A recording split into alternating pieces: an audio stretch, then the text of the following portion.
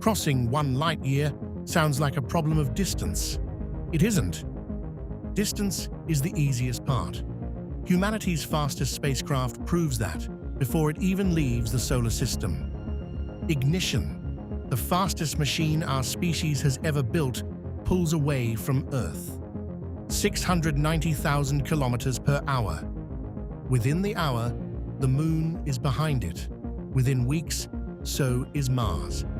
By year 3, it crosses the heliopause, the edge of the Sun's reach, the same line Voyager 1 took decades to reach. 100 years later, everyone who watched the launch is gone. 1,500 years in, the clock finally stops. The journey doesn't.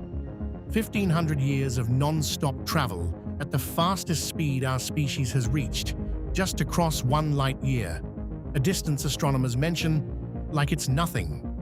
So the obvious answer looks simple. Build something faster. That's where every shortcut creates a new problem. Stop chasing records.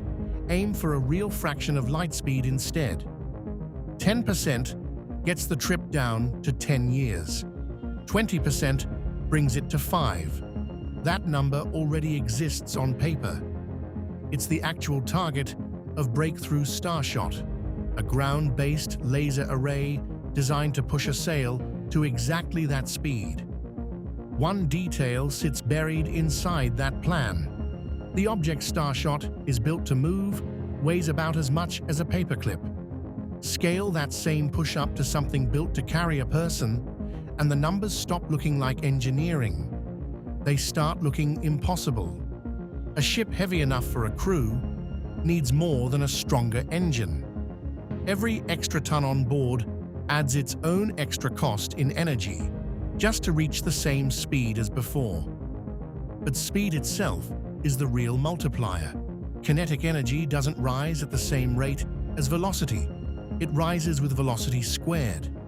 Push for twice the speed and the energy bill doesn't double. It quadruples.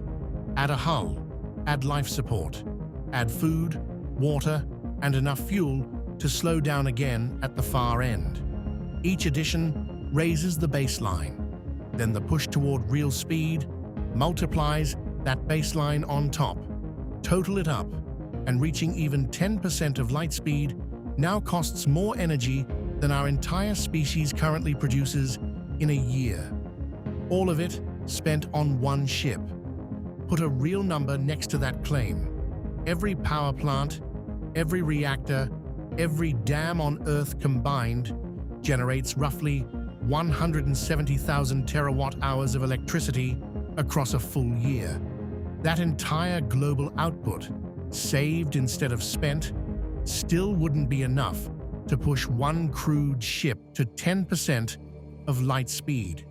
Not close.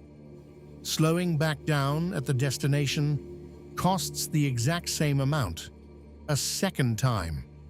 So chemical rockets get abandoned. Nothing they burn is dense enough to close that gap.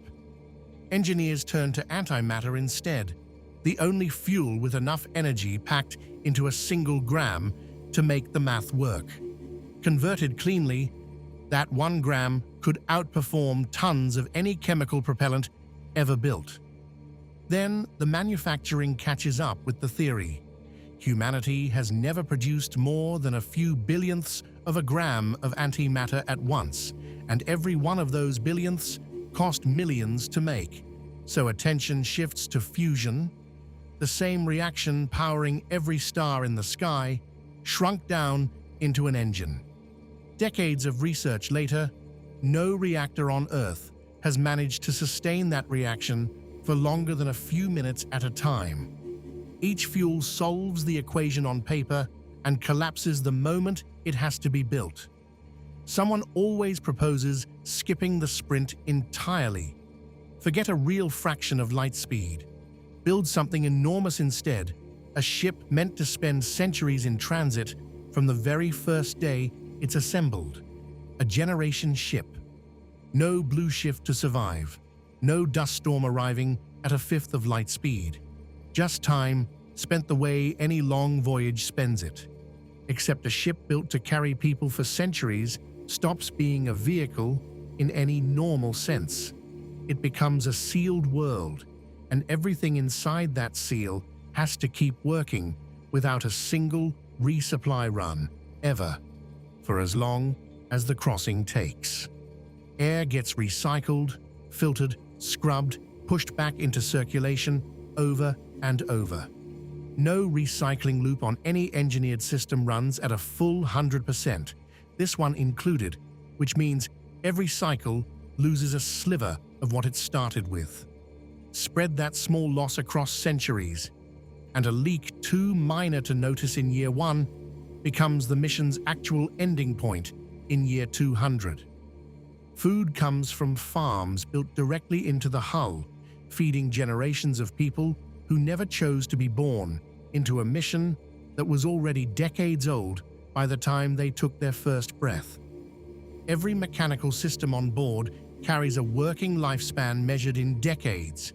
Pumps, filters, seals, reactors, none of them were designed to run continuously for 200 or 300 years, because nothing humanity has ever built has needed to. There's a second failure waiting underneath the mechanical one. A crew small enough to fit inside a ship isn't large enough to stay genetically healthy across dozens of generations without careful, constant management. The kind no isolated population has ever had to sustain entirely on its own before. Skip that management even slightly, and the crew that finally arrives isn't quite the same population that left, in ways that go well past who's still on board to see it. A closed system doesn't need an outside threat to fail. It only needs enough time, uninterrupted, and a multi-century crossing hands it exactly that. So, the slow route doesn't remove the danger the fast route runs into. It just trades one set of failures for another, stretched across generations instead of years. Assume all of that gets solved somehow. Decades from now, energy stops being the wall. Something else changes the closer that ship creeps toward light speed. Time on board stops matching time back on Earth. At 20% of light speed, time on board begins to drift away from Earth's. At 99%, that drift becomes impossible to ignore. The ship's own clock can be bent. Earth's clock cannot. That sounds like exactly the workaround this trip needed. Go fast enough, and the crew barely ages during the whole crossing.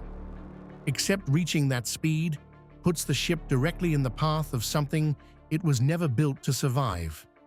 At rest, interstellar space looks empty.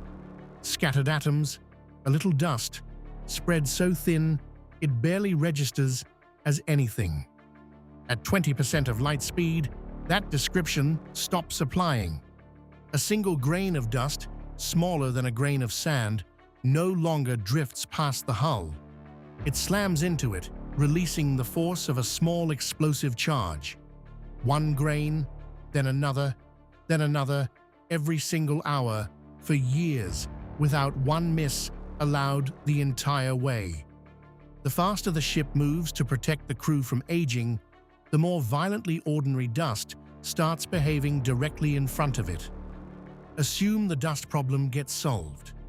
Armor plating handles the impacts, and every grain the ship was ever going to meet stops being fatal. There's a separate problem waiting directly ahead, one that has nothing to do with what the ship runs into and everything to do with what its own speed does to ordinary light. Space in front of a fast-moving ship doesn't stay dark and calm the way it looks from a stationary point of view.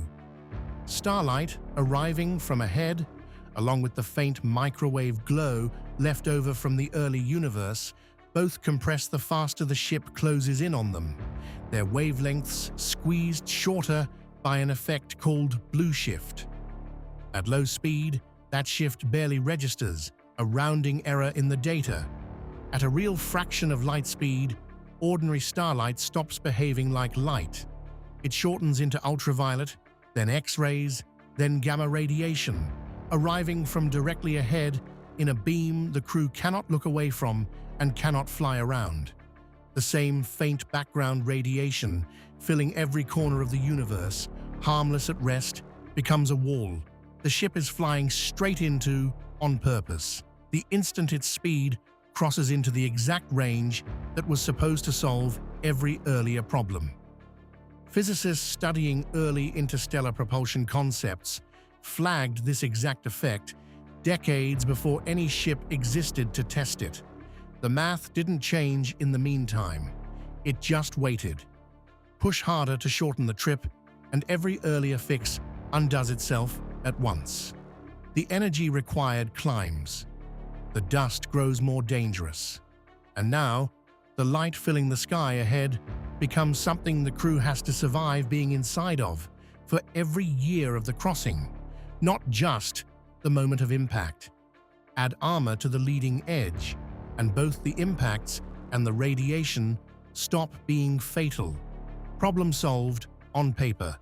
Except armor has mass. More mass demands more energy just to reach the same speed. More energy demands a bigger engine. A bigger engine demands more structure to hold it together. That structure now needs its own shielding too. The design never settles. It spirals outward, each fix requiring a larger version of the exact problem it was built to end.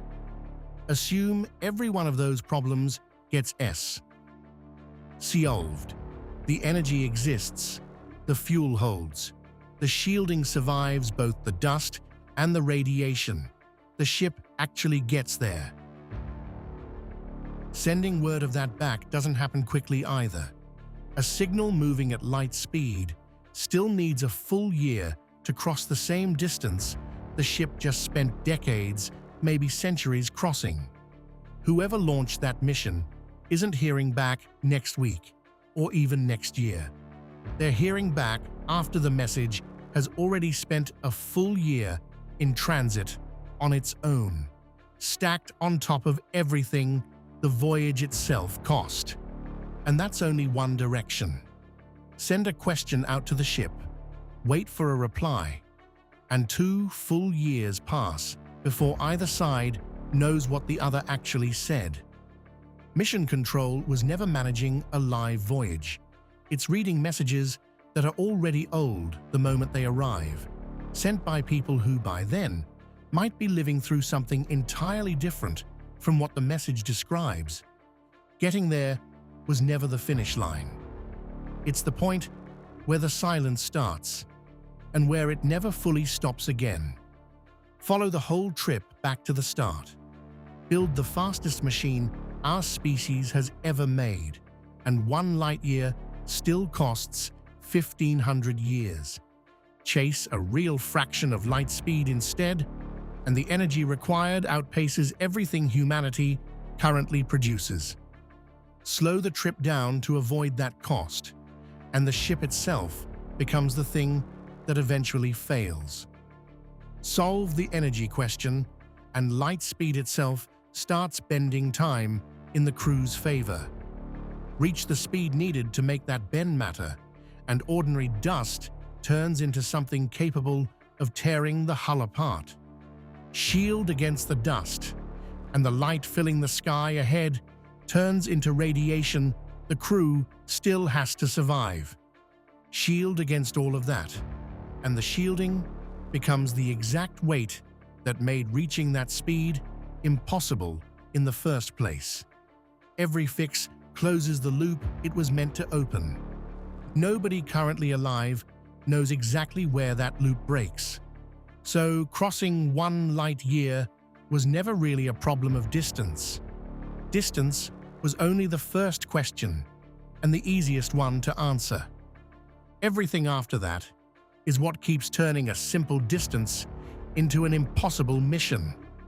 Which means the honest answer to how long it takes to cross 1 light year isn't a number yet. It's a ship that hasn't been built, chasing a speed nothing with a heartbeat has ever actually survived reaching.